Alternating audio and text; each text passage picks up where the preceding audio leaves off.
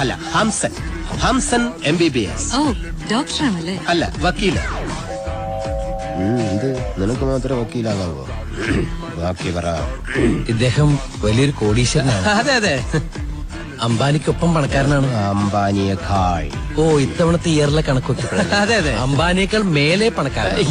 ഇദ്ദേഹത്തിന് ഒരുപാട് factories, star hotels, ബാറുകൾ, എന്തിന് റിസർവ് ബാങ്ക് വരെ ഇദ്ദേഹത്തിന് സ്വന്തമായിട്ടുണ്ട്. 3 റിസർവ് ബാങ്ക് ആണോ 3? അതെ, ഇപ്പൊ 2 പുതുതായിട്ട് ചെയ്യാൻ പോകുന്നു. ഒന്ന് നെടുമങ്ങാട്, ഒന്ന് കാക്കനാട്. റിസർവ് ബാങ്കേ മാഡത്തിനോട് ഇയാളെ കുറിച്ച് ഇല്ലാത്ത കാര്യങ്ങൾ പുകഴ്ത്തി പറയണമെന്ന് എന്നോട് പറയാൻ പറഞ്ഞു. എന്തിന്?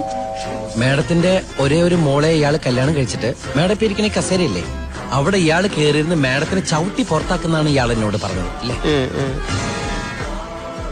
എന്റെ പൊന്നു മാഡം, ഇവനെ വിശ്വസിക്കരുത്, കള്ളനാ. ഞാൻ കാല് പിടിക്കാം. ആ സാരി ഒന്ന് പൊക്കിക്കാൻ.